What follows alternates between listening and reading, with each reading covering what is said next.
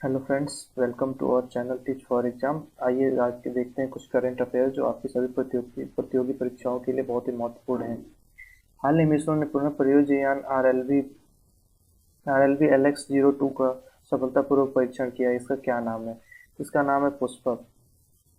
ये देख सकते हैं आप, जो ये RLV, ये बेसिकली है क्या, एक रीयूजेबल रॉकेट है जो इंडिया इसका सफल परीक्षण कर चुका है। और हालांकि वर्ल्ड में जो स्पेस एक्स कंपनी है ये ऑलरेडी यूज करती है। एलन मस्क की जो कंपनी है स्पेस एक्स, ये यूज करती है रीयूजेबल रॉकेट, लेकिन भारत ने अपने उस पर खुद से ही किया है ये पहली बार। इसरो इसरो का जो फुल फॉर्म है ये इंडियन स्पेस रिसर्च ऑर्गेनाइजेशन है। Indian space research organisation. इसकी स्थापना 15 अगस्त 1969 में हुई थी और इसके अभी जो अध्यक्ष हैं वो हैं एस सोमनाथ जी।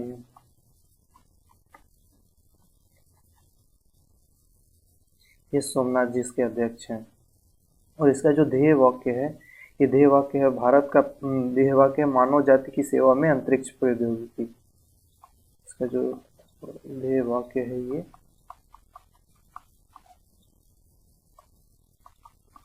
मानव जाति की सेवा में अंतरिक्ष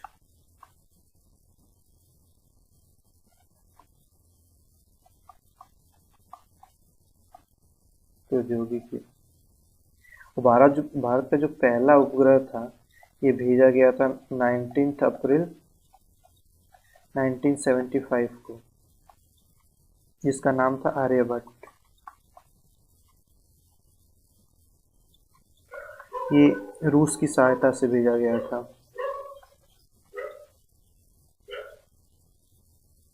तो ये हमारा पुष्पक है जो रियूजेबल रॉकेट है, जो इसरो ने सफलतापूर्वक जिसका परीक्षण किया है।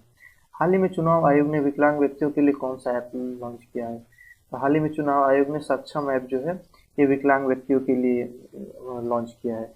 इसकी जो सबसे बड़े बेनिफिट है, ये 85 प्लस लोग और प्लस जो विकलांग लोग हैं, ये लोग घर से भी वोट कर सकते हैं। अगर मतदान केंद्र पे जाते हैं तो वहाँ पे भी इनको सुविधा मिलेगी। चुनाव आयोग, तो चुनाव आयोग की स्थापना जो हुई थी ये हुआ था 25 जनवरी 1950 को। चुनाव आयोग का स्थापना हुआ था और उस समय उसके अध्यक्ष जो थे ये थे सुकुमार सेन जी। और अभी के जो अध्यक्ष हैं ये राजीव कुमार जी हैं। अभी जो हमारा इलेक्शन कमीशन है ये काम करता है 1+2 पे, एक जो है मुख्य चुनाव आयोग और 2 इनके सहयोगी। तो ये है हमारा सक्षम है। हाल ही में भारत सरकार ने अपने नागरिकों को हैती से निकालने के लिए कौन सा ऑपरेशन प्रारंभ किया है?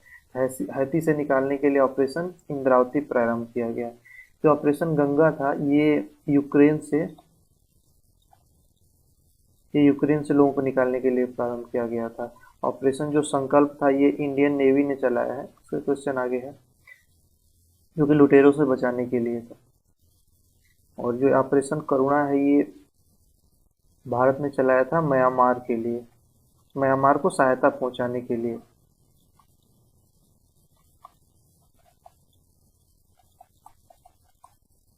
म्यांमार की सहायता के लिए ऑपरेशन करुणा चलाया गया था। ये हो गया ऑपरेशन इंद्रावती। हाल ही में अंतर्राष्ट्रीय खगोल संघ ने एक क्षुद्र ग्रह का नाम किस भारतीय के नाम पे रखा है? ये भारतीय के नाम पे, ये जयंत मूर्ति जी के नाम पे रखा गया है। समीर वी कामत। समीर कामत जी जो है ये अपनी DRDO के अध्यक्ष हैं। ये DRDO के अध्यक्ष है। और ये है जयंत मूर्ति जी। ये हो गए जयंत मूर्ति।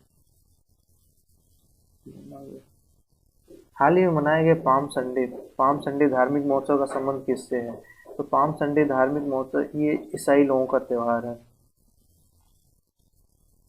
पारसी। पारसी लोगों का जो त्योहार है नौरोज।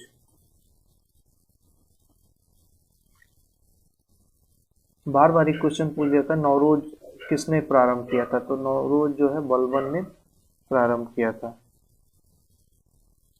ये क्रिश्चियन लोगों का है पाम संडे। हाल ही में विश्व क्षय रोग दिवस कब मनाया गया, तो विश्व क्षय रोग दिवस या टीबी, टीबी डे, इसको टीबी भी कहते हैं, 24 मार्च को मनाया गया था विश्व टीबी रोग दिवस। 20 मार्च को विश्व गौरैया दिवस मनाया जाता है।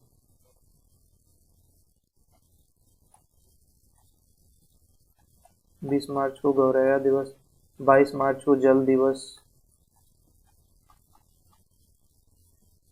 और 23 मार्च को मौसम दिवस।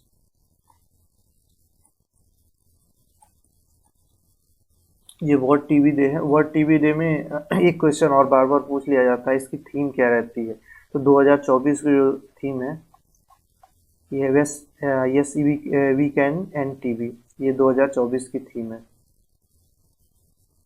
ये 24 मार्च को मनाया गया। पेरिस ओलंपिक 2024 के भारतीय दल का नेतृत्व कौन करेगा, तो पेरिस ओलंपिक को समर ओलंपिक भी कहते हैं, जो कि पेरिस में हो रहा है इस बार। मतलब ओलंपिक, ये समर ओलंपिक है जो कि इस बार पेरिस में हो रहा है। तो इसका नेतृत्व और ध्वजवाहक जो और नेतृत्व इस बार करेंगे शरद कमल जी, जो टेबल टेनिस के प्लेयर हैं, शरद कमल जी। मैरी कॉम जो बॉक्सर से हैं, नीरज चोपड़ा जो जेवेलियन से हैं, जेवेलियन थ्रो से हैं। और पेरिस ओलंपिक, तो पेरिस ओलंपिक 2024 इस बार पेरिस में हो रहा है। और इससे जस्ट पहले वाला 2020 का था, वो 2021 में हुआ था, और ये हुआ था टोक्यो जापान में।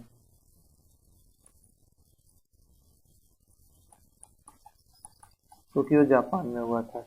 इसमें इसमें जो है फर्स्ट रैंक थी वो यूएसए की थी, सेकंड पे तो जो था वो चाइना था, और 148 पे था इंडिया। इंडिया के कुल 7 मेडल थे, चाइना के कुल 89 मेडल थे, और यूएसए के कुल 113 मेडल थे, 113 मेडल थे। साथ में जो इंडिया के पास गोल्ड था वो एक था, और दो जो है ये सिल्वर था, और 4 ब्रॉन्ज था। टोटल हो गए 7, ये 7 थे, और इंडिया थी 148 रैंक पे। ये पूछ लिया जाता है कि इंडिया का कौन सा रैंक था, तो इंडिया का 148 रैंक था। तो ये शरद कमल जी है। हाल ही में 148वीं अंतर संसदीय संघ की बैठक कहाँ हुई, ये बैठक हुई थी स्विट्जरलैंड में। इंटर पार्लियामेंट्री यूनियन मीटिंग ये हुई थी स्विट्जरलैंड में। हाल ही में भारतीय नौसेना ने हिंद महासागर में कौन सा ऑपरेशन चलाया है, हिंद महासागर में ऑपरेशन संकल्प चलाया है, जिसे कि इन्होंने पायरेट्स से जहाज को बचाया है, ऑपरेशन संकल्प। हाल ही में साइमन हैरिस किस देश के सबसे युवा प्रधानमंत्री चुने गए हैं, तो ये आयरलैंड के सबसे युवा प्रधानमंत्री चुने गए हैं। साइमन हैरिस जो है आयरलैंड के सबसे युवा प्रधानमंत्री चुने गए हैं।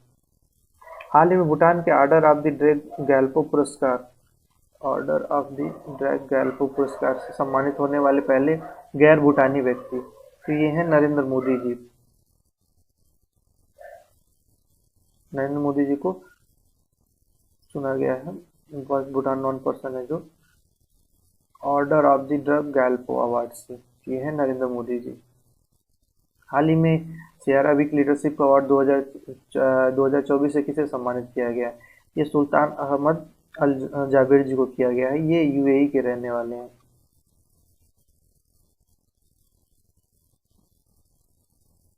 हाल ही में चर्चा में रहा कार्टी सेल थेरेपी का संबंध किससे है, तो कार्टी सेल थेरेपी का संबंध आपको कैंसर से है, इसका संबंध कैंसर से है। कार्टी सेल थेरेपी जो कैंसर के उपचार के लिए यूज की जा रही है। बहुत बहुत धन्यवाद दोस्तों।